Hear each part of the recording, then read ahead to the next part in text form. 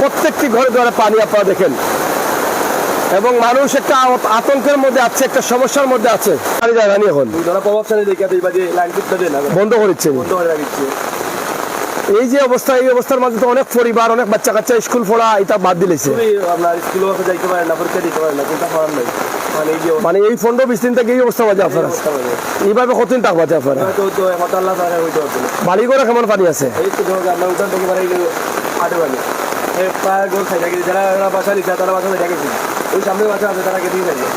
এই বাসায় দেখলাম পানি। আমরা সেটি আপনাদেরকে উপস্থাপন করছি। এই যে মানুষগুলো কিভাবে তারা পালঙ্গের উপরে বসে আছে। ধরছে বাবা, ওটা ধরছি। আপনারা পানি কতদিন থাকি ওরা? মানে গরমের ভিতরে নেই 10-12 দিন থেকে পানি। খাওয়া দাওয়া কেনা করেন? মাইসে দিলে খাই, নাইলে বুঝতে পারেননি। আপনারা দেখেন, আমি আপনাদেরকে দেখাই, আমার এই বোন এই বাচ্চাটাকে নিয়ে পালঙ্কের উপরে বসে আছেন। তাদের যে ঘরের যে ব্যবস্থা আপনারা দেখেন, এই যে দেখেন এই মানুষগুলো এভাবে আছে, যেখানে এরা কতদিন থাকবে এভাবে?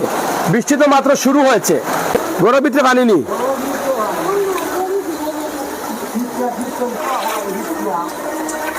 মানে ঘর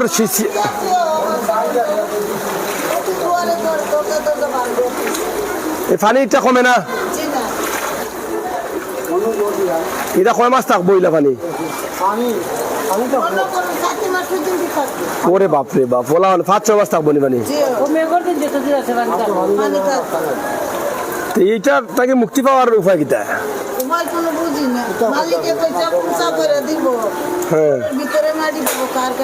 ঘরের ভিতরে পানি নেই, মানে এই বৃষ্টি বেশি বৃষ্টি হলে উঠে যায় পানি।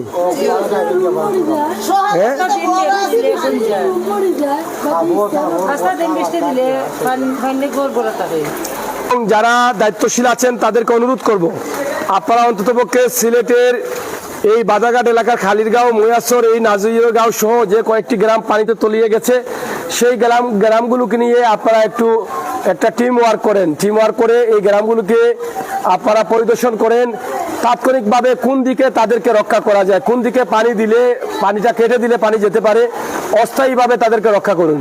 মা-বোনেরা তারা বের হতে পারছেন না। বাচ্চা, আপনার বাসা কোনানো গো? পানি নি বাসা? হ্যাঁ, এই পানি উঠি নবাইতে গেল। এখন এই যে বন্ধ করার কারণে আমরা গাঁয়ের মসজিদ আছে, মসজিদের উপরে দিয়ে পানি, এখন মসজিদ আসলে পানি উঠে গেছে, মসজিদের উপরে দিয়ে পানি, মানে এইদিকে পানি না যাওয়ার কারণে মসজিদের উপরে দিয়ে পানি পানি মেঘ দিলে পানি হয়ে যায়। মেঘ দিলে পানি মানে ড্রেন জাম লাগাই জাম লাগাই দেখে সকালে শুকায় দেখি পানি দিয়ে মেঘ দিয়ে পানি বয়ে যায়, পানি হয়ে যায়, পানি হয়ে যায়। তো এই অবস্থা মাঝে আপনারা আছেন। এখন এটা মানে পানিটা নিরসন হইব কিলা, মানে কিতা করলে নিরসন হইব?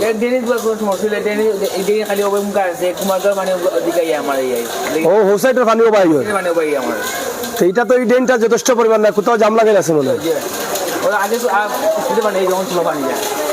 এই যে দেখেন একটা ড্রেন আছে, সেই ড্রেন দিয়ে হালকা পানি যাচ্ছে, যার ফলে এটা পানিটা কাভার হচ্ছে না, এবং যাওয়ার যে কয়েকটা রাস্তা আছে সেই রাস্তাগুলো বন্ধ হয়ে যাওয়ার কারণে পানিটা যথেষ্ট পরিমাণ যেতে পারছে না। আমরা সিলেটের তেমুকি এলাকার খালিরগাঁও গ্রামে আছি। খালিরগাঁও সব ময়লার পানিগুলো কিন্তু এখানে উঠছে। একদিকে যেমন মানুষ অসুস্থ হয়ে পড়ছে, শারীরিকভাবে অসুস্থতা দেখা দিচ্ছে, অন্যদিকে পরিবেশ নষ্ট হচ্ছে, লেখাপড়া নষ্ট হচ্ছে, মানুষের চলাচল বিভিন্নভাবে মানুষ অশান্তিতে রয়েছেন। তো কতদিন থেকে আপনার পানি? এই পানির বিকল্প রাস্তা, এই যে একটা ড্রেন আছে ভাই, বললাম সুরমা নদীর যায় পানি, এই ড্রেনটা কি তা বড়ি গেছে নাকি তা জাম হয়ে গেছে? এটা ক্লিয়ার করে দিলে কিছু রক্ষা হইব, কিছুটা জানবাস। মেয়র সাহেব তো ওইদিকে কাম করাতে মুখ ওইদিকে আপনারা আলাপ করছেন, চেষ্টা করা, তার বাদেও জামটা ছাড়েন না, জাম ছাড়েন না, জাম ছাড়েন না। এটা তো গুরুত্ব সহকারে দায়িত্ব হইব। আমরা দেখলাম অনেক কলোনি, অনেক বাসা বাড়ির পানি দেখে আইসি, ড্রেন নাই। এখন যদি এই পানি যে এই যে বৃষ্টি এখন শুরু হয়েছে, তো ওইভাবে কিন্তু আপনারা কতদিন কাটাইতে হইবা? আপনারা বাচ্চা কাচ্চা স্কুলে যায় না, যায় তো একটু কষ্ট করে আছে, দেখেন না সকালে পানি আরো বেশি আছে, এখন একটু কমছে।